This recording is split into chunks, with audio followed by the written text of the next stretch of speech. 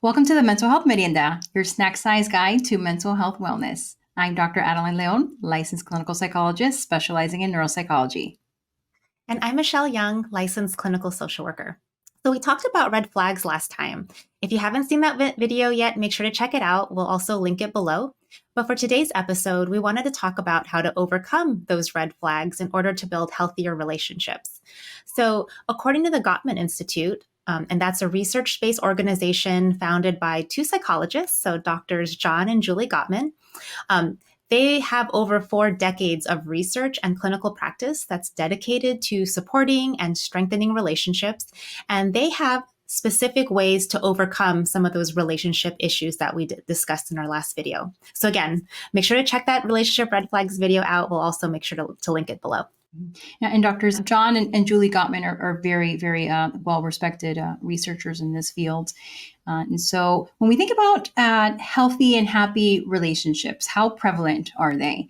So according to eHarmony's 2022 Happiness Index study, 75% of U.S. couples report being happy in their relationships. And actually, happiness also increases among couples who have participated in couples therapy, which is 83%, workouts, 87%, date nights, also 87%, and alone time at 81%.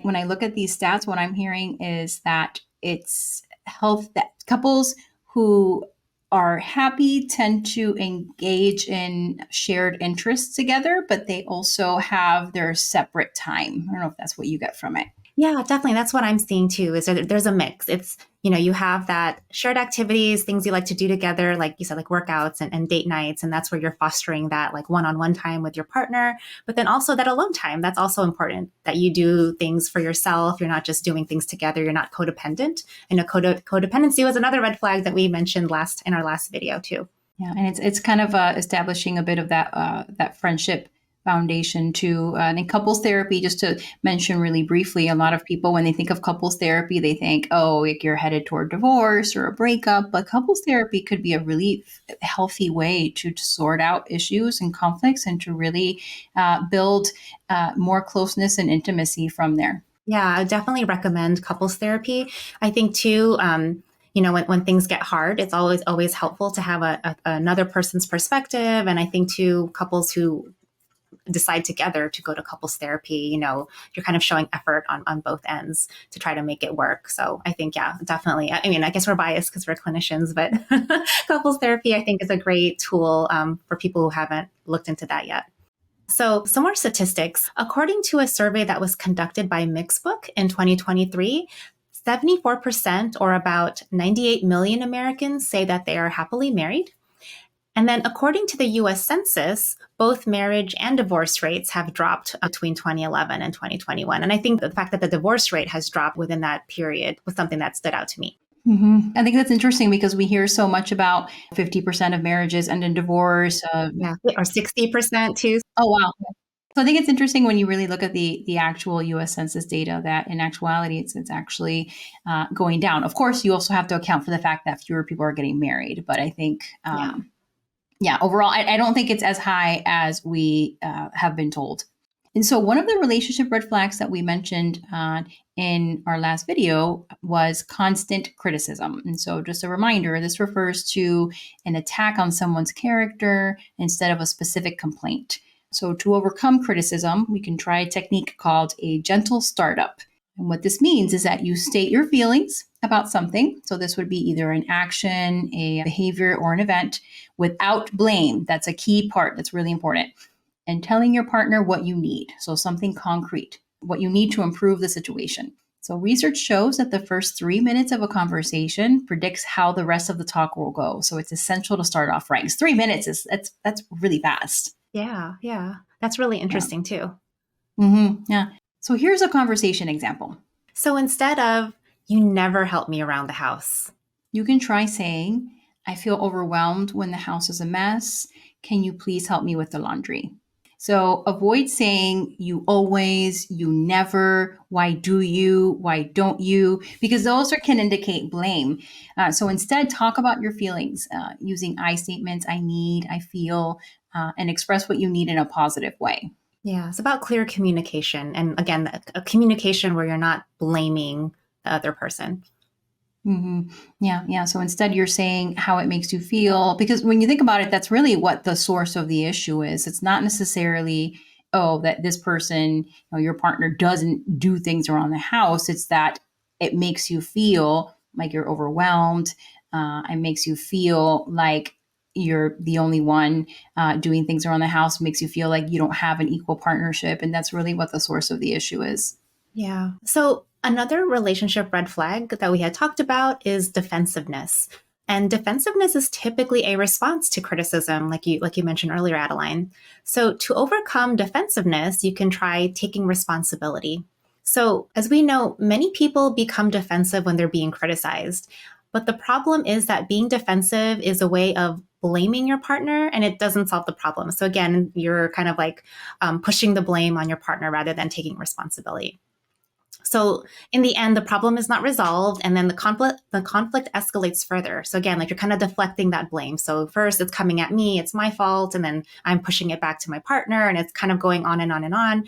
Never gets resolved, and really now both parties are just getting more and more angry, and maybe at this point, both of them are getting defensive. Yeah, and again, it doesn't get at the source of the problem. It's Exactly. deflecting. Yeah, yeah. So all that heated exchange, and it's not fixing anything, which is really unfortunate. So defensiveness as a strategy, not ever successful. It's not going to work. So making excuses also shows our partner that we don't take their concerns seriously. And it also shows that we're not going to take responsibility for our own mistakes. So again, that's just building more of that like negative feelings and no one's being heard. So the anecdote to this is to accept responsibility. And this doesn't mean taking responsibility for everything, but at least taking responsibility for part of the conflict. And that can help, both parties go work towards a compromise. So here's an example. So instead of saying, I know I agreed to pick up your dry cleaning, but you know how busy I've been at work. Why didn't you just pick it up yourself? So you can try something like, I completely forgot I had a late meeting at work, so I shouldn't have agreed to pick up your dry cleaning. I can go pick it up tomorrow. So in that situation, you're accepting responsibility. So you're admitting that the fault that on your end is that you forgot, and you forgot because you had a meeting or things got caught up at work, which is totally reasonable. And then I think too, what in this example, we're also showing that you're also offering a solution. Like, okay, I didn't pick it up today, I forgot, but hey, I can pick it up tomorrow. And again, hopefully that exchange is less heated than I know I agreed to do it, but you should have done it yourself. So again, like there's not any, you're taking away that blame, you're accepting responsibility, maybe not for everything, but at least for part of it. Mm-hmm. And I think importantly is that you're offering a solution. Yeah, yeah, definitely. So another relationship red flag that we discussed is contempt. This is toxic to any relationship, and it is the single greatest predictor of divorce. So really important to make sure that this one is addressed. And so when we communicate in this state, we're being mean. We treat others with disrespect, mock them with sarcasm, ridicule, mimicking. Uh, Calling them names. And also, body language plays a big part in this. So, eye rolling, scoffing, all of those, they send such a clear message. And the target of contempt is made to feel despised, worthless. And so, in order to overcome contempt, what's important is to build a culture of appreciation and respect. And one thing I'll point out about this one that's a bit different from the ones that we just went over is that it's not just about changing your response in a specific situation. It's an overall change in kind of behavior toward your partner. So it involves regularly expressing appreciation, gratitude, affection, and respect for your partner. So by doing that, you'll create a positive perspective in your relationship that acts as a buffer for negative feelings. So the more positive you feel, the less likely you will be to express contempt. So follow the 5-to-1 magic ratio, as doctors John and Julie Gottman refer to it. So it's a 5-to-1 ratio of positive interactions to negative interactions. And so you have about 5 or more positive interactions to each negative interaction. So it's another way to put it. Yeah. So it's really important to be having like creating an environment where there's more positivity, more affection, mutual respect. So that's about being mindful throughout your relationship, not just like in this moment where you're mad at each other, right? Exactly. Yes. And so we'll give another conversation example. So instead of you locked yourself out of the house again, ugh, you constantly forget things. It's my eye roll. I see the eye roll there. That's a good eye roll. So instead of that, you can try, I understand that you've been absent-minded because you've been very stressed lately, but from now on, can you please try to check and make sure that you have your keys in your hand before leaving the house? I would really appreciate it. There's a big difference between what I said and what Michelle said. In this anecdote, it expresses empathy for your partner. You're acknowledging that they've been very stressed, and that's likely why they've been absent-minded. And then you're making a respectful request. Please make sure you have your keys in your hand. And you end it with a statement of appreciation. I would really appreciate that, which that's another positive interaction that contributes to the 5-to-1 ratio. It's expressing a lot of appreciation and gratitude for your partner.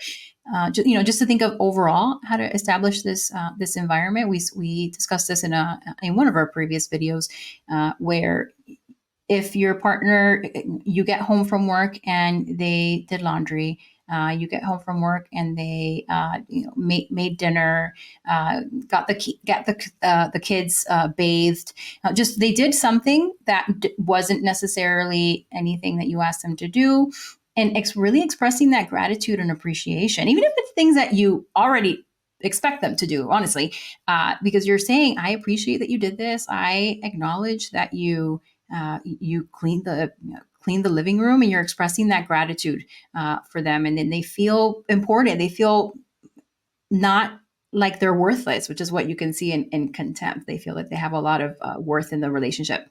Yeah, I think too, it's just about being seen. Like you notice like everything that they're trying to do to make it work. You notice everything that's positive in terms of trying to build a life together versus, actually, I think when we break down our conversation examples, like, the one thing I said and the eye rolling is such a great example of contempt. But then when you break out, what your example, I think even in that like couple sentences, there's like 3 or some positive, words, positive interactions versus I think my entire thing was all negative, all negative versus like how many positive words or affirmations were in your example. Yeah, I can give you a personal example. My husband takes a lot of pride in keeping our yard looking really nice and manicured. And to be perfectly honest, I'm not a very outdoorsy kind of yard person. So Yeah. I I thought noticed you that the love grass is. gardening. Don't you love gardening? I do. I think it's more aspirational than reality. So, but I noticed that the grass is cut, but he takes a lot of time to really make sure it's manicured and looking very nice.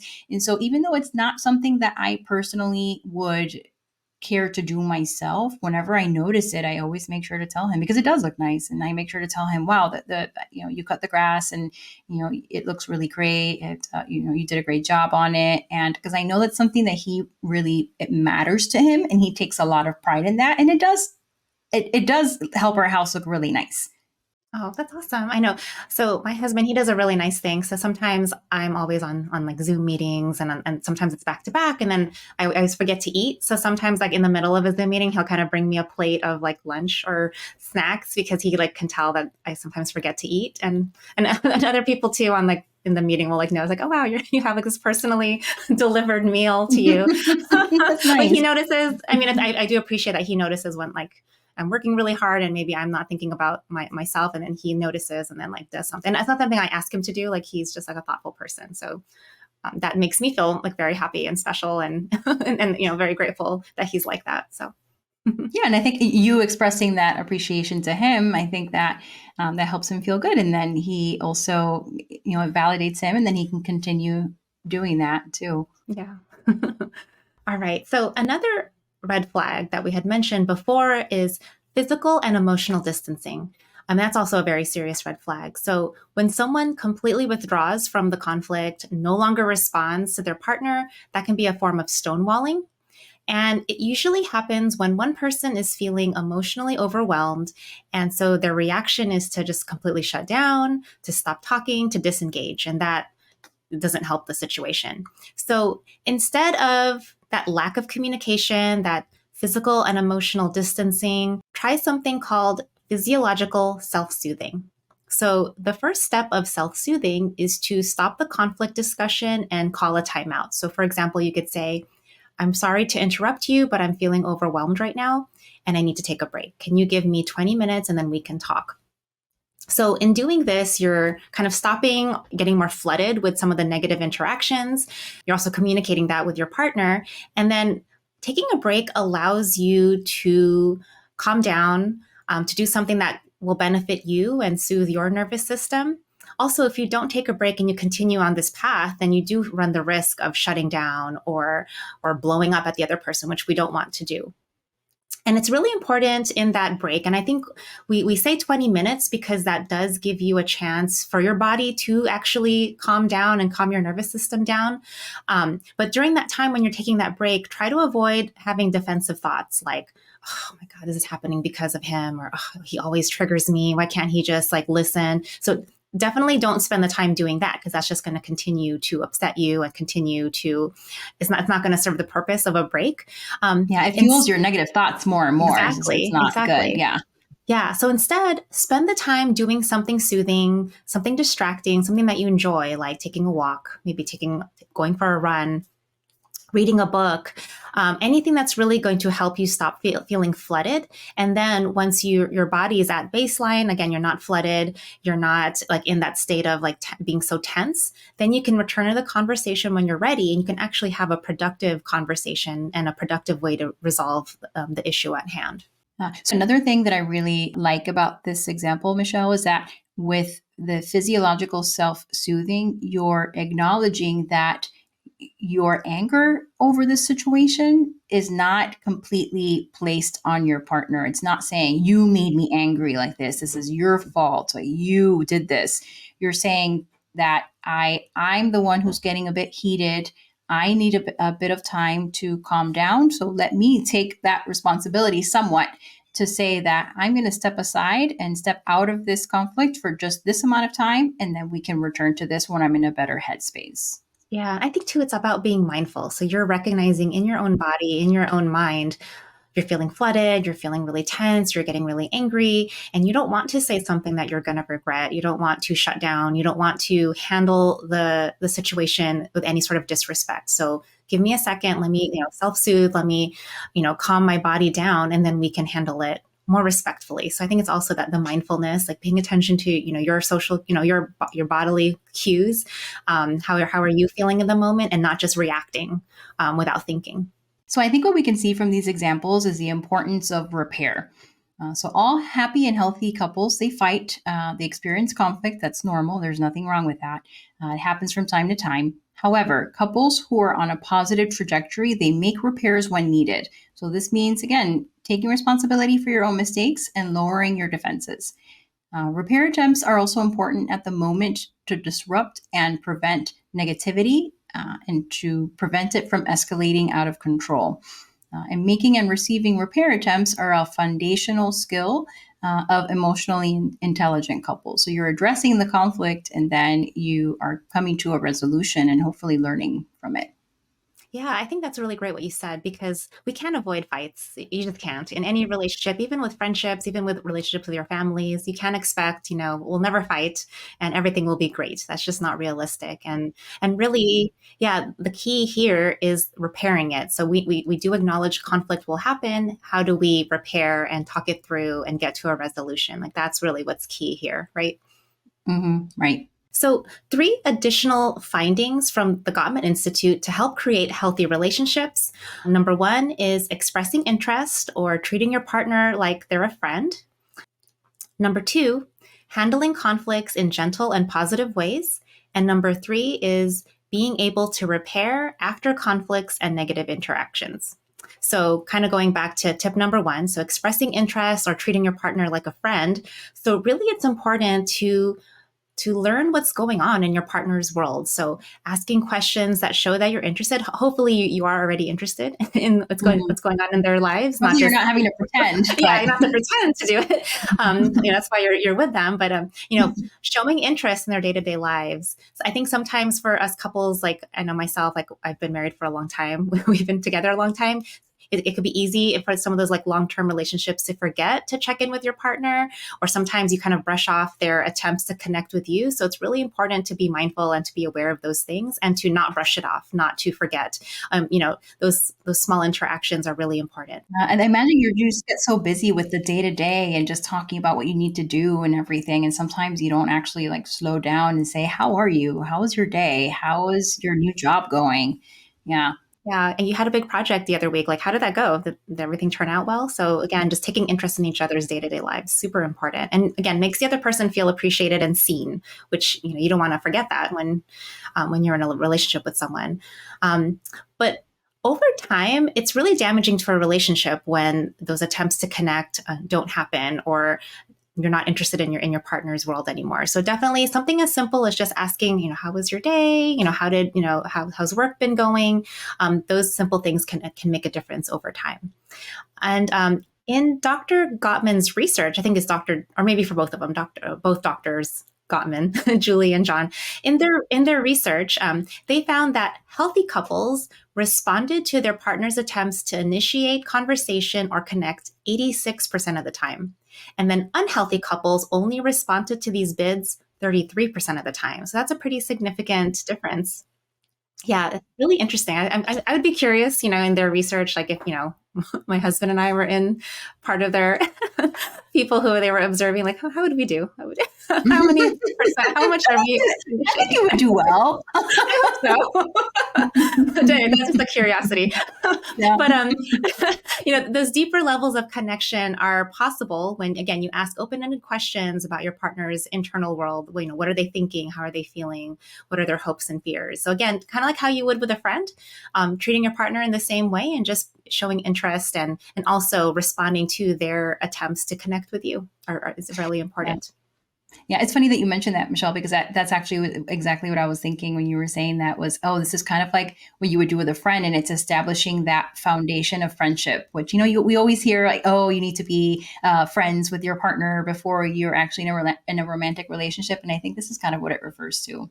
Yeah, definitely. And I think you would totally do that with your friend, right? Like, hey, like, how are you doing when you call each other and things like that. So you'd want to kind of show that same interest in your partner. Yeah. So tip number 2 is to be gentle in conflict. So a core research finding was that healthy couples remained positive in conflict by listening to their partners without criticizing, becoming defensive, shutting down, or acting superior. So you can see how those correspond to what we just went over with defensiveness and contempt and criticism. So instead, the healthy couples, they handled conflict with empathy, mutual respect, humor, interest, and openness. They accepted and acknowledged their partner's ideas and feelings.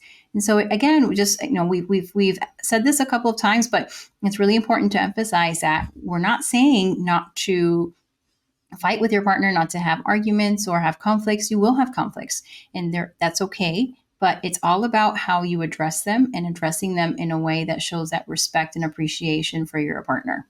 Yeah. Yeah. I think the word empathy is so important here. Yeah. Just being empathetic to each other. Mm-hmm. Yeah, it really is. So tip number 3 is repair negative interaction. So Dr. John Gottman had this quote: conflict is an opportunity to learn how to love each other better over time. I think that's a really nice way to put it. So I like that quote. yeah, definitely. So to make successful repairs, you have to take responsibility, even if it's only for part of the problem. So we already said that earlier. So it can be difficult to admit being wrong. I know I have a hard time admitting that too sometimes. Again, as I said earlier, we make mistakes. We're not expecting perfection here, but it's really important to repair those interactions. And that's one of the most important relationship skills. So, we can't get away from fighting, but it's essential to try to work towards repairing that relationship in those moments, building, using empathy to do so. And actually, once you're able to learn how to resolve conflict in a healthy way, it actually helps to deepen intimacy and helps bring you closer together. So I think too, for a lot of couples who've been together a long time, when you're able to get over like some of those like difficult relationship humps that tend to happen over time, and it brings you closer. You feel like more love and a deeper connection to your partner. Yeah, if you do resolve those conflicts. So, yeah, I think it's nice to keep that in mind because sometimes when you're in the middle of a conflict, it could feel like the be all end all of your relationship. But just know that if you can resolve that conflict in a healthy way, it really can bring you closer. Yeah. And I think too, we want to emphasize healthy conflict resolution. There are a lot of unhealthy conflict resolution, which, some of them there's safety concerns and things like that. But yeah, it's about that healthy resolution of conflict on both ends. So both parties wanting to make that attempt. And also for the ability for couples to repair is directly related to the strength of their friendship. So I think that brings back to the point we made earlier about how important it is to show interest in your partner, to treat them like a friend. So that all kind of ties in together. So that's all that we have for today's episode. I'm Dr. Adeline Leon, licensed clinical psychologist. And I'm Michelle Young, licensed clinical social worker. And if you enjoyed our show, make sure to like this video and subscribe to our channel so you can get notifications when we release our weekly episodes. We would really appreciate it. And we would love to hear from you in the comments. What relationship strategies have you used before? Have you used any of these before that we presented today? And how did you find them to be helpful? We would love to hear from you. And thanks so much for tuning into Mental Health Merienda, your snack size guide to mental health wellness. We'll see you next week. Bye. Bye.